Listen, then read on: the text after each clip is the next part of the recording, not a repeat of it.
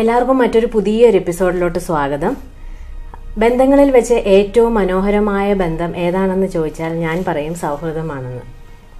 എല്ലാ ബന്ധങ്ങളിലും ഭാര്യ ഭർത്തൃ ബന്ധമായാലും അച്ഛൻ മക്കൾ ബന്ധമായാലും അമ്മ മക്കൾ ബന്ധമായാലും സഹോദരങ്ങൾ തമ്മിലുള്ള ബന്ധമായാലും എല്ലാ ബന്ധങ്ങളിലും നമ്മൾ സൗഹൃദത്തിൻ്റെ രസം ചാലിക്കുക, സൗഹൃദങ്ങൾ കൂടി അതിൽ ചേർക്കുക.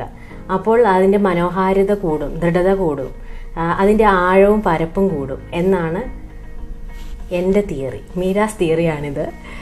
വേറെങ്ങും ഞാൻ എൻ്റെ സ്വയം അനുഭവത്തിൽ നിന്നുള്ള കാര്യങ്ങൾ അല്ലെങ്കിൽ ഞാൻ മനസ്സിലാക്കിയിട്ടുള്ള കാര്യങ്ങളാണത്. പറഞ്ഞു വന്നത് അതൊന്നുമല്ല. നമ്മൾ കണ്ടിട്ടുണ്ട് സൗഹൃദത്തിൻ്റെ ഒരുപാട് കഥകൾ. ശ്രീകൃഷ്ണൻ്റെയും കുചേലൻ്റെയും അല്ലെങ്കിൽ സൗഹൃദങ്ങളുടെ സിനിമകൾ, സുഹൃത്തുക്കൾ തമ്മിലുള്ള സിനിമകളെല്ലാം വൻ ഹിറ്റുകളാകുന്നു. എന്താണ് ഇതിൻ്റെ എല്ലാം രഹസ്യം? നമ്മളെല്ലാവരും സൗഹൃദങ്ങൾ ഇഷ്ടപ്പെടുന്നവരാണ്. അതുകൊണ്ടാണ് ഇതെല്ലാം നമ്മൾ അംഗീകരിക്കുന്നത്. ഇങ്ങനെയുള്ള സിനിമകൾ നമ്മൾ ഹിറ്റാക്കി മാറ്റുന്നത് അതുകൊണ്ടാണ്. നമ്മൾ എങ്ങനെയുള്ള സൗഹൃദങ്ങളാണോ നമ്മൾ ആഗ്രഹിക്കുന്നത് ആ സൗഹൃദങ്ങൾ നമ്മൾ തിരിച്ചു കൊടുക്കുക. നമുക്ക് എന്താണോ കിട്ടാൻ ആഗ്രഹിക്കുന്നത് നമ്മൾ തിരിച്ചു കൊടുക്കുമ്പോൾ നമുക്കത് കിട്ടുന്നതാണ് എന്നാണ് എൻ്റെ മറ്റൊരു തിയറി. നമുക്ക് സൗഹൃദങ്ങളുണ്ടെങ്കിൽ ഒന്നിനും യാതൊരു കുറവും വരത്തില്ല എന്നുള്ളതാണ്. എനിക്ക് ധാരാളം സുഹൃത്തുക്കളുണ്ട്. ബാംഗ്ലൂരും എനിക്ക് ഒരുപാട് സുഹൃത്തുക്കളുണ്ട്. അപ്പം ഇത് സൗഹൃദത്തിൻ്റെ വ്ളോഗൊന്നുമല്ല, ഒരു സുഹൃത്തിൻ്റെ കല്യാണമാണ്, കല്യാണ വ്ളോഗാണ് യഥാർത്ഥത്തിൽ. അപ്പോൾ ഞാൻ വിചാരിച്ചു ബാംഗ്ലൂരെ കല്യാണങ്ങൾ നിങ്ങളാരും കണ്ടിട്ടില്ലല്ലോ. ഇവിടുത്തെ കല്യാണം ചെറുക്കൻ്റെയും പെണ്ണിൻ്റെയും വസ്ത്രധാരണങ്ങൾ, അതുപോലെ തന്നെ ആചാര രീതികൾ, സദ്യ വരെ വ്യത്യസ്തമാണ്. അപ്പോൾ ഈ വിശേഷങ്ങൾ നിങ്ങളെല്ലാവരെയും കാണിച്ചു തരാൻ വേണ്ടിയാണ്. വളരെ വേഗത്തിലാണ് ഞാൻ ഈ വീഡിയോ ചെയ്യാൻ ഉദ്ദേശിക്കുന്നത്. കാരണം ഒരുപാട് ദിവസത്തെ ചടങ്ങുകളുണ്ടായിരുന്നു. കല്യാണത്തിൻ്റെ അന്ന് തന്നെ ഒരുപാട് ചടങ്ങുകളുണ്ടായിരുന്നു.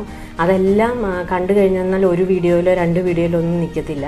അതുകൊണ്ട് എല്ലാം ഒറ്റ വീഡിയോയിൽ ഞാൻ എല്ലാ കാര്യങ്ങളും ഉൾപ്പെടുത്തിക്കൊണ്ടുള്ള പെട്ടെന്നുള്ളൊരു വീഡിയോ ആണ് ഞാൻ ചെയ്തിരിക്കുന്നത്.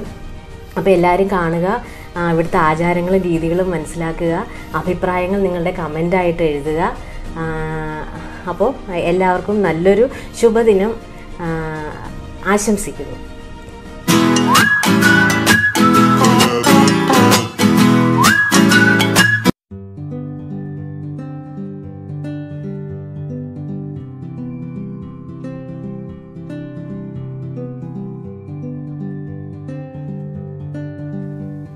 വളരെ ചെറിയൊരു സ്വർണം കൊണ്ടുണ്ടാക്കിയ ഒരു വാളാണ് ആയിരിക്കുന്നത്. അതിൻ്റെ അറ്റത്ത് നാരങ്ങ കുത്തി നിറച്ചിട്ടുണ്ട്. ആ താലത്തിൽ മഞ്ഞൾ, ചന്ദനം, കുങ്കുമം, പൂക്കൾ, പഴങ്ങൾ, അങ്ങനെ ഒരുപാട് സാധനങ്ങളുണ്ട്.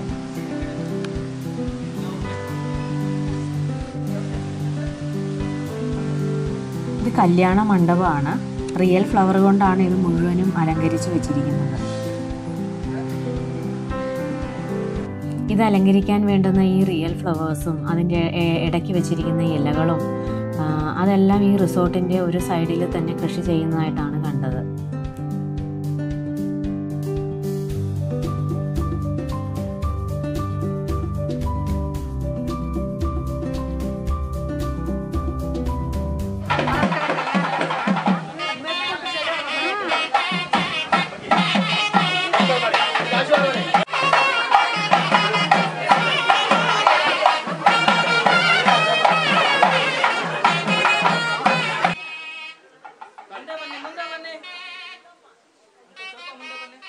പെണ്ണിൻ്റെയും ചെറുക്കൻ്റെയും അച്ഛനമ്മമാരാണ് അങ്ങനെ മാലയിട്ട് നിൽക്കുന്നത് 2 സൈഡിലായിട്ട്.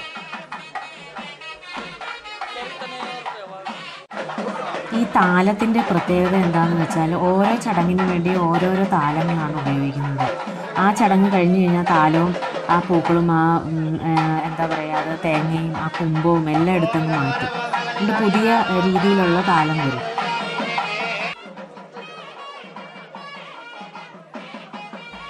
മറ്റൊരു ചടങ്ങിന് വേണ്ടി ഇരിക്കുന്നതാണ് ചെറുക്കനും പെണ്ണും. അപ്പം മറ്റൊരു പഴങ്ങൾ നിറച്ചിട്ടുള്ള ഒരു താലവും അതിൻ്റെ മുകളിൽ ഒരു പാല് നിറച്ചിട്ടുള്ള ഒരു കുമ്പവുമാണ് വെച്ചിരിക്കുന്നത്.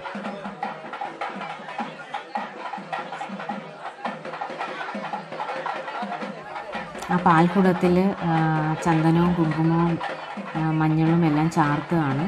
ചെറുക്കനും പെണ്ണും തന്നെയാണ് ആ പൂജകൾ ചെയ്യുന്നത്. ഇത് താലികെട്ട് കഴിഞ്ഞിട്ടുള്ള ചടങ്ങുകളാണ് കേട്ടോ. രാവിലെ തന്നെ താലികെട്ട് കഴിഞ്ഞായിരുന്നു.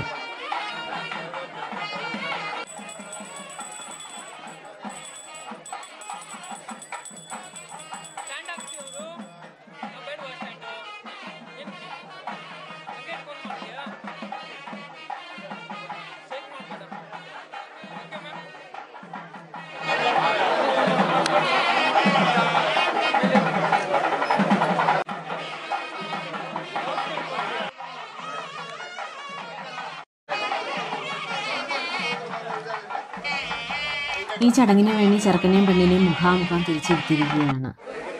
ഒരു കസവിൻ്റെ പ്ലാസ്റ്റിക് മുണ്ട് 2 പേർക്കും ഉടുക്കാനായിട്ട് കൊടുത്തിരുന്നു. ഈ ചടങ്ങിന് വേണ്ടി മാത്രമുള്ള വസ്ത്രമാണത്. മന്ത്രകോടിയിൽ മഞ്ഞളും പാലും ഒന്നും വീഴാതിരിക്കാനാണ് അങ്ങനെ ചെയ്യുന്നത്. ഈ ചടങ്ങിൽ തട്ടിൽ എല്ലാവരും പണം അർപ്പിക്കുന്നുണ്ട്. അതുപോലെ തന്നെ പാല് നാളികേരത്തിൻ്റെ മുകളിൽ എല്ലാ ബന്ധുക്കളും തന്നെ അഭിഷേകം ചെയ്യുന്നുണ്ട്.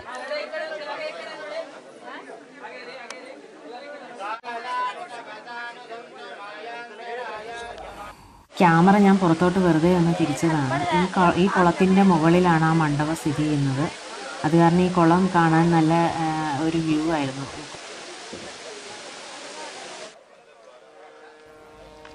ചെറുക്കനെയും പെണ്ണിനെയും പുറത്തു കൊണ്ടുവന്ന് ആദിത്യ ഭഗവാനെ പൂജിക്കുന്ന ഒരു കാഴ്ചയായിരുന്നത്. പെണ്ണിൻ്റെ അമ്മായി അല്ലെങ്കിൽ ബന്ധുക്കളെല്ലാവരും ഓരോ താലത്തിൽ കുടവും ചന്ദനവും എല്ലാവരുടെയും കയ്യിൽ ഓരോരോ താലങ്ങളുണ്ടായിരുന്നു, പഴങ്ങളും ഒക്കെ ആയിട്ട്.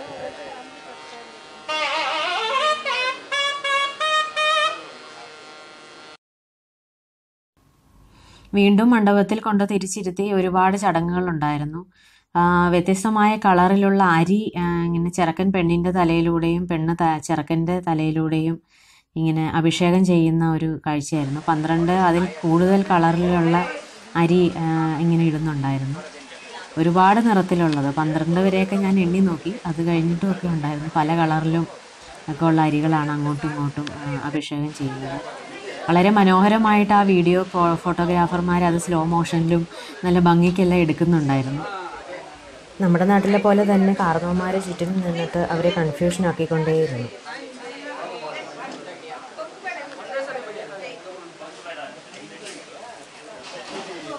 ഇതൊന്നും പോരാഞ്ഞിട്ട് ഫോട്ടോഗ്രാഫർമാരുടെ വേറെ ഉപദേശങ്ങൾ, സ്ലോ മോഷനിലിട്, പതുക്കെ ഇട്, പൊക്കിയിട്.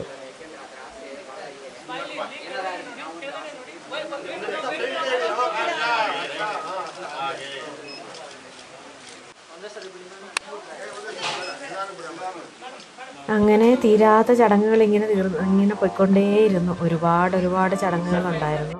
എല്ലാം ഒന്നും ഈ വീഡിയോയിൽ ഉൾപ്പെടുത്താൻ സാധിച്ചിട്ടില്ല.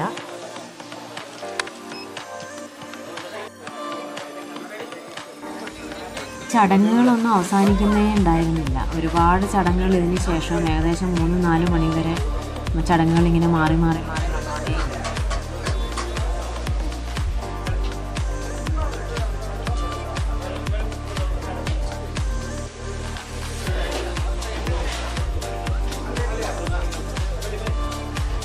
ഇത് കല്യാണ ദിവസത്തെ മാത്രം ചടങ്ങുകളാണ് കേട്ടോ. ഇതിനു മുമ്പ് കഴിഞ്ഞ ആഴ്ച, കല്യാണത്തിൻ്റെ തൊട്ട് മുമ്പുള്ള ആഴ്ച മെഹന്തിയുടെ ചടങ്ങുണ്ടായിരുന്നു. അതിന് മുമ്പ് ഹൽദിയുടെ ഒരു ചടങ്ങുണ്ടായിരുന്നു. അതിന് മുമ്പ് ഒരു പൂജയിലാണ് ഈ കല്യാണ ചടങ്ങുകളെല്ലാം തുടങ്ങുന്നത്. അത് പെണ്ണിൻ്റെ വീട്ടിൽ, ഞാൻ പെണ്ണിൻ്റെ സൈഡിൽ നിന്ന് പോയതായതുകൊണ്ട് പെണ്ണിൻ്റെ വീട്ടിലെ ചടങ്ങുകൾ മാത്രമാണ് എനിക്ക് കാണാൻ സാധിച്ചത്. ഒരു പൂജയോടുകൂടിയാണ് ഈ ചടങ്ങുകളെല്ലാം തുടങ്ങുന്നത്.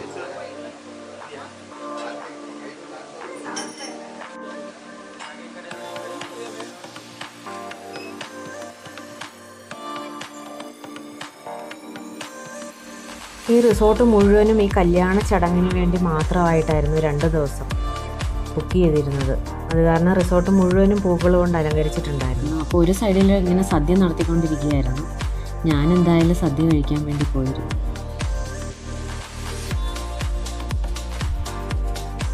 പൂരി അല്ലെങ്കിൽ റാഗി മുദ്ദയായിരിക്കും ആദ്യം തരുന്നത്. അതിന് കുറച്ച് വെജിറ്റബിൾ കറികളുണ്ടാവും.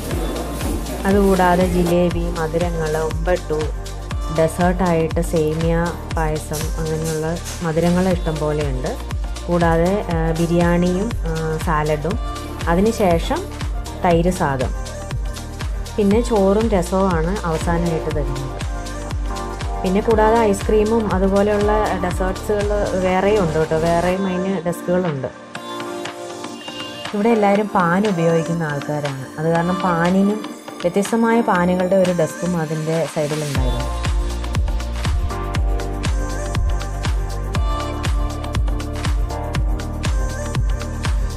രാത്രിയിലെ പാർട്ടിയുടെ അലങ്കാരങ്ങളായിരുന്നു ഇത്. രാത്രിയിൽ റിസോർട്ട് വളരെ മനോഹരമായിരുന്നു.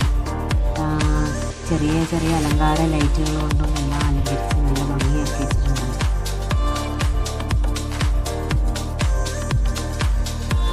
ഇടയ്ക്ക് കഴിക്കാനായിട്ട് സ്നാക്സ് ആയിട്ട് ഇത് പാനിപൂരിയുടെ ഒരു ഫുഡ് കോർണറായിരുന്നു.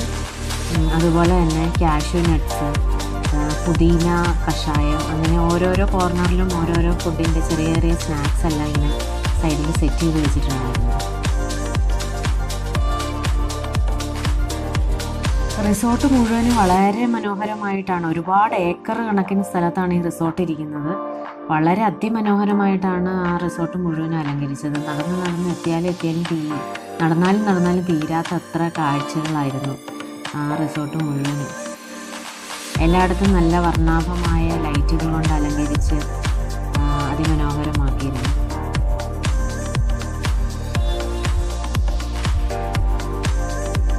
ഈ കാണുന്ന ചെറിയ ചെറിയ ഹട്ടിലാണ് ഓരോരുത്തരും താമസിച്ചത്. എല്ലാവരും ഓരോ ഹട്ട് തിരഞ്ഞെടുത്ത് അവിടെയായിരുന്നു രാത്രി കിടന്നത്. ബാംഗ്ലൂർ മിക്ക കല്യാണങ്ങളും ഇതുപോലെ റിസോർട്ടുകളിലായിരിക്കും കൊണ്ടുവച്ച് നടത്തുക. എന്തുകൊണ്ടെന്നാൽ ഫ്ലാറ്റുകളിലും അപ്പാർട്ട്മെൻറ്റുകളിലും സ്ഥലം ഉണ്ടാവില്ല.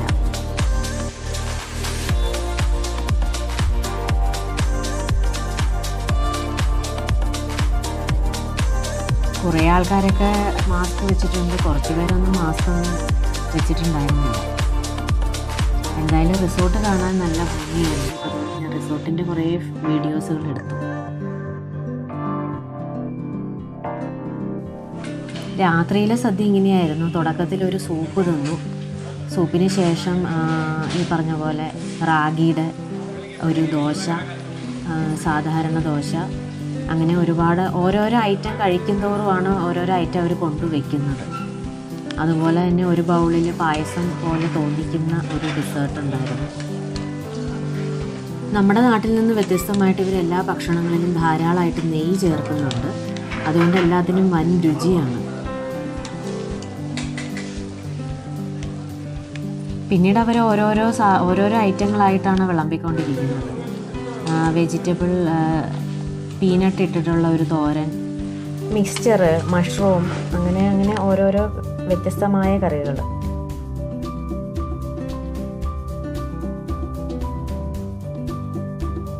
കല്യാണമായാലും പാർട്ടി ആയാലും കഴിഞ്ഞ് കഴിഞ്ഞാൽ ഓരോ ഗിഫ്റ്റ് പാക്കുകൾ എല്ലാവർക്കും കൊടുക്കും. റിട്ടേൺ ഗിഫ്റ്റാണത്. അതിൻ്റെ അകത്ത് ഒരു അടയ്ക്കയും വെറ്റിലയും തേങ്ങയായിരിക്കും. സാമ്പത്തികം അനുസരിച്ച് വ്യത്യസ്തമായ റിട്ടേൺ ഗിഫ്റ്റുകളാണ് എല്ലാവരും കൊടുക്കുക. ഗൗഡ വിഭാഗത്തിൽപ്പെട്ട കല്യാണം ആയിരുന്നെങ്കിൽ പോലും ഇതിനു മുമ്പ് ഞാൻ കൂടിയിട്ടുള്ള ഗൗഡ വിഭാഗത്തിൽ നിന്ന് വ്യത്യസ്തമായിരുന്നു ഈ കല്യാണം. ബാംഗ്ലൂരിലെ മറ്റു വിശേഷങ്ങളുമായി മറ്റൊരു ബ്ലോഗുമായി കാണുന്നതുവരേക്കും എല്ലാവർക്കും ശുഭരാത്രി.